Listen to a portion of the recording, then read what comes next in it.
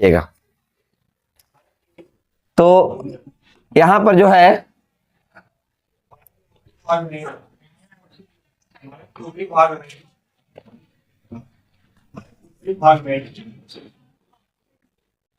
कहेगा कि एक रेखा है, ये हो गया ए और बी। कितने पॉइंट दिया गया है? 2 पॉइंट दिया गया है। कौन कौन है? तो ए और बी दिया गया है, ए और बी है। तो ए का जो आपका वैल्यू दिया गया है, मतलब कि x1 कॉमा y1, और यहाँ पर कितना है? x2 comma y2।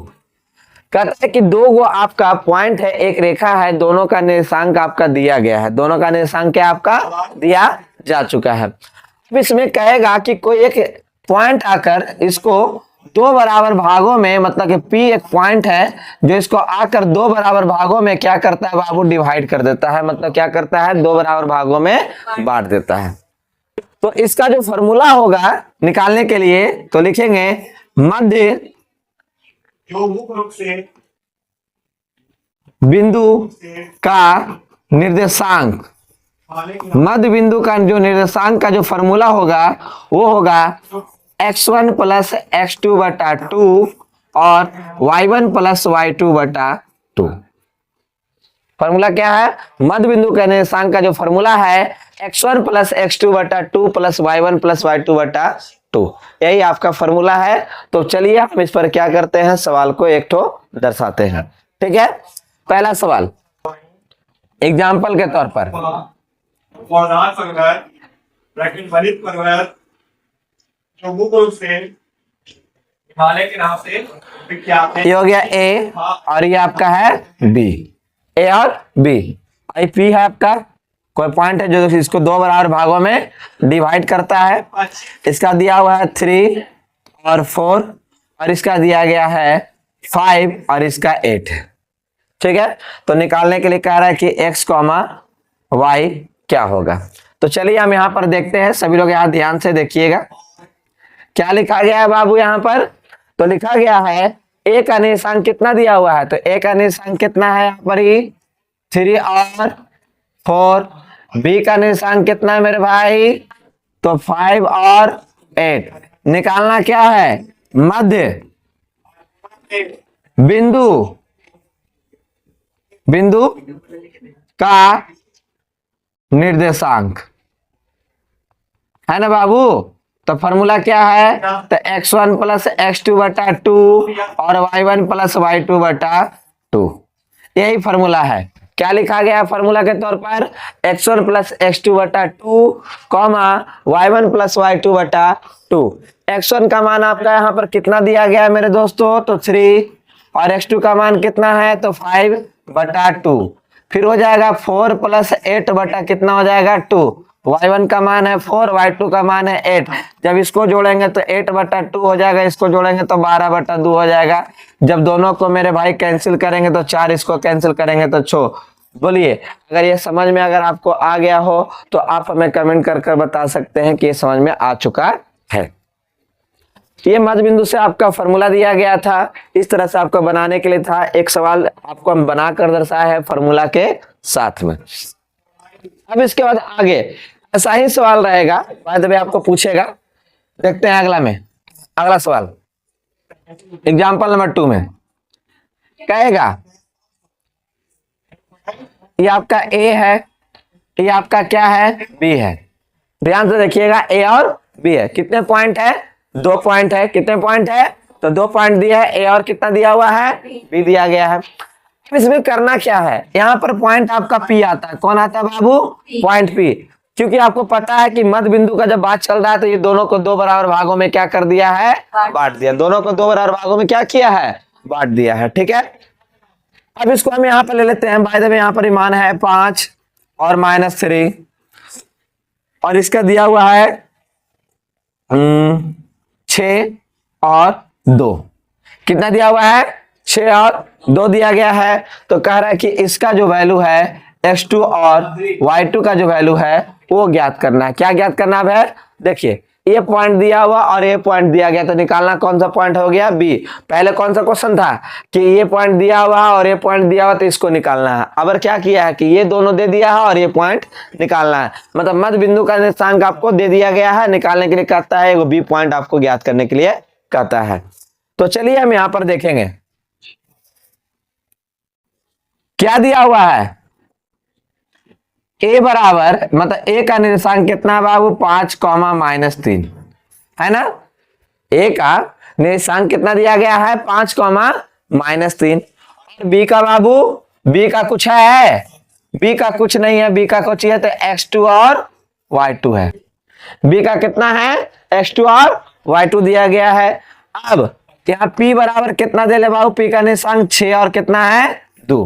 तो हम लोग को पढ़ाया गया था, फॉर्मूला तुरंत पढ़ाया है, मध्य बिंदु का निर्देशांक क्या मेरे भाई, क्या होता है इसका फॉर्मूला, x1 + x2 बटा 2 और y1 + y2 बटा 2। यही ना फॉर्मूला पढ़ाया गया था, x1 + x2 बटा 2 और y1 + y2 बटा कितना पढ़ाए थे, 2।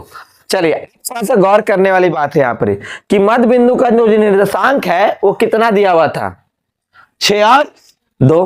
कितना दिया हुआ था मेरे भाई, कितना दिया था, 6 और 2 दिया गया है। x1 का मान कितना है, तो 5 है। x2 का मान पता नहीं, बटा कितना हो जाएगा बाबू, तो 2। बटा कितना हो जाएगा बाबू, तो 2 हो जाएगा। क्लियर है, समझ में आ रहा है तो आप बताइएगा हमें कमेंट बॉक्स में कमेंट करके बताइएगा। y1 का मान बोला जाए, y1 का मान कितना दिला है, -3। y2 का मान कुछ है, कुछ भी नहीं, बेचारा वैसी रह गया। अब दोस्ती कैसे करना है, तो ये वाला जो है 6 के साथ, y वाला जो है 2 के साथ, तो यहां पर आपके सामने हम लिखेंगे, क्या लिखेंगे, y = 5 + x2 बटा 2 और यहां पर 2 = -3 + y2 बटा 2। चलिए कोई दिक्कत है तो बोलिएगा हमें, ठीक है। अब क्या होगा मेरे भाई, तो जब इसको इधर अगर गुना करते हैं तो 6 दूनी आपका 12 हो जाएगा, 5 + x2 आ जाएगा। अब इसको जब गुना करेंगे तो 2 दूनी 4 हो जाएगा, -3 और ये हो जाएगा मेरे बाबू y2 हो जाएगा। अब क्या करना है, तो 5 को ई पटी अगर लेकर आते हैं तो माइनस में हो जाएगा बराबर x2। अब यहाँ पर अगर 3 को ही पटी लेकर आते हैं तो प्लस में हो जाएगा, ये हो जाएगा y2। तो जब ये दोनों को घटाएंगे तो आ जाएगा 7। तो x2 बराबर कितना आ गया मेरे दोस्त, x2 बराबर कितना आ गया, 7 आ गया। और यहाँ पर भी अगर जोड़ते हैं तो 4 3 हो जाएगा 7, तो y2 बराबर भी 7 आ गया। मतलब कहने का मतलब जो b का निर्देशांक जो है आपका कितना कितना है बाबू, 7 और 7 आया है। 7 और कितना है बाबू, 7 आया है। अगर ये क्लियर रूप से आपको समझ में आ गया हो तो हम अब अगला क्वेश्चन की ओर चलते हैं। कोई दिक्कत है तो हमें कमेंट बॉक्स में कमेंट कर जरूर बताइएगा कि यहाँ पर दिक्कत, अगर पूरी तरह से अगर समझ में आ रहा हो तो अपने दोस्तों लोगों के पास जरूर शेयर कीजिए ताकि ये समझ में और भी बच्चे लोग इससे पढ़ सके, ठीक है। अगर कहीं पर भी दिक्कत है तो कमेंट बॉक्स में कमेंट कर हमें जरूर पूछेंगे। अभी अगर समझ में आया हो तो इस पर एक सवाल आपको लोग को देते हैं बनाने के लिए, 2 सवाल। तो 2 सवाल आप लोग इसको क्या करेंगे, बना लेंगे, ठीक है। क्वेश्चन नंबर कितना हो जाएगा मेरे बाबू, तो 3 में 3 क्या कहता है देखेंगे। ये हो गया ए, ये हो गया आपका बी, ठीक है। ये हो गया आपका पी। शुरू वाला देते हैं 5 - 6 और यहां पर यह है 7 और 8। तो निकालना है बाबू x, y। ये दोनों आपस में कौन सी है, बराबर है। मध्य बिंदु का क्या निकालना है, निर्देशांक निकालना है। तो आराम से निकलेगा, कोई दिक्कत है तो बोलिए, इसमें निकल जाएगा आप लोग सभी लोग से। चलिए अब उसके बाद आते हैं तीसरा नंबर के बाद चौथा नंबर पर ही। ये हो गया ए बी, ये आपका पी, ये दोनों आपस में क्या है बाबू, बराबर है। ए के लिए कितना है, एक ले लेते हैं 6 और 3 हो गया। इसका ले लेते हैं 5 और 7 ले लेते हैं। यहाँ पर कितना रह जाएगा, x2 और y2 ज्ञात करने के लिए। हम दोनों सवाल आपके सामने बताए हैं, दोनों को आपको निकालने के लिए दिए हैं।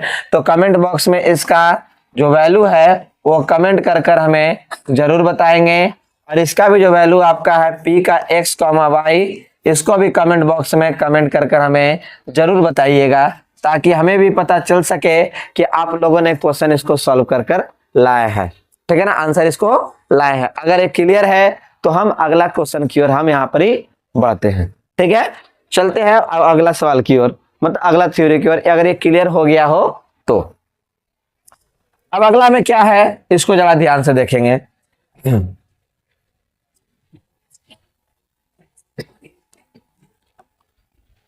समझिएगा, त्रिभुज का केंद्रक इसके बाद आता है। इसके बाद क्या आता है? त्रिभुज का केंद्रक।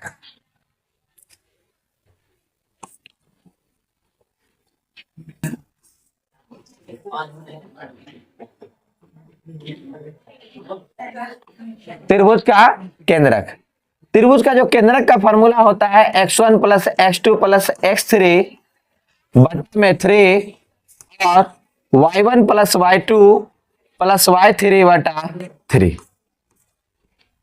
ठीक है मेरे दोस्तों, क्या लिखे हैं? त्रिभुज का केंद्रक का जो फॉर्मूला है, क्या लिखे हैं? त्रिभुज का केंद्रक का formula x1 plus x2 plus x3 बटा 3 comma y1 plus y2 plus y3 बटा 3। तो चलिए हम इसको यहां पर क्या करते हैं, एक एग्जांपल से हम यहां पर सॉल्व करते हैं। यदि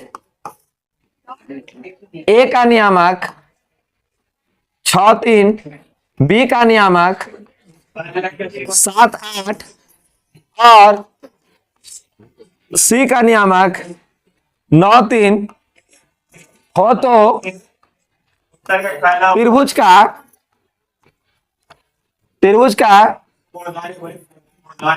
केंद्रक निकाले।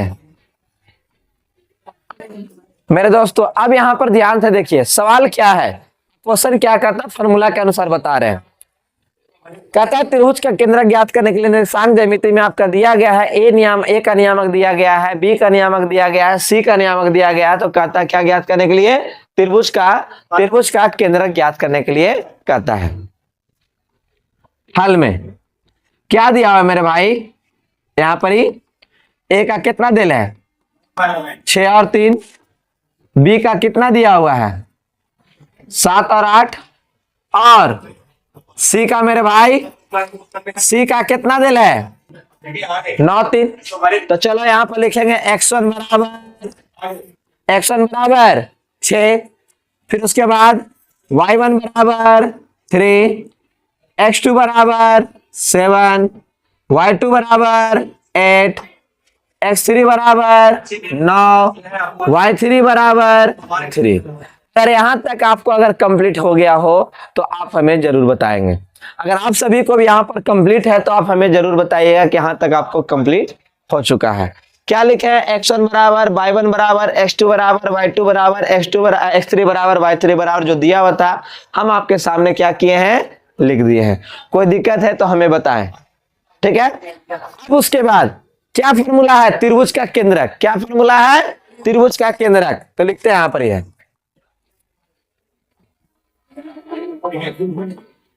त्रिभुज का बाबू केंद्रक। फॉर्मूला है x1 plus x2 plus x3 बटा में 3, y1 plus y2 plus y3 बटा कितना बाबू? 3। क्या सवाल है? x1 plus x2 plus x3 बटा 3 comma y1 plus y2 plus y3 बटा 3। तो x1 का मान मेरे भाई, x1 का मान क्या? x1 का मान देखो यहां पर दे ले आपका 6, x2 का मान कितना दे ले 7, और उसके बाद x3 का मान दिया हुआ है 9 बटा में कितना हो गया 3, y1 का मान कितना है 3 और y2 का मान कितना है 8, y3 का है 3 बटा 3। अगर इसको हम जोड़ते हैं तो 6 7 13 9 कितना हो जाएगा बाबू? 21 या 22? कितना आएगा? तो 22 आएगा। तो 22 बटा कितना हो गया? 3। इसको भी जब जोड़ेंगे तो 14 बटा कितना आ जाएगा बाबू? 3 आ जाएगा। बोलिए अगर क्लियर है समझ में, अगर आपको आ गया हो तो आप हमें बता सकते हैं कि आपको ये पूर्ण रूप से क्लियर है। ठीक है, तो अगला सवाल की ओर बढ़ते हैं। अगला सवाल में क्या कहता है, जो इसी टाइप पर एक सवाल और देखते हैं, तो आप लोग के भी बनाने के लिए हो जाएगा। क्वेश्चन नंबर कितना हो जाएगा आपका?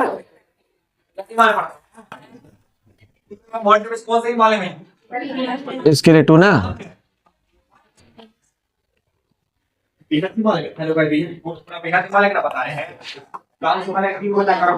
यदि ए का नियामक 7, 9,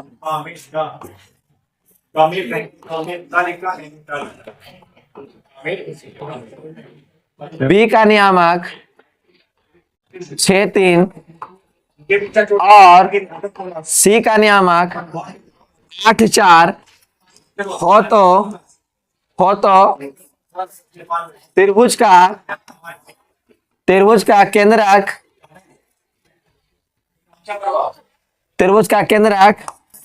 ज्ञात करें। यही सवाल है। आप लोग इसको बनाकर कमेंट बॉक्स में कमेंट कर हमें जरूर बतलाइएगा कि आपको आया है या नहीं। इसको क्या करेंगे, कमेंट बॉक्स में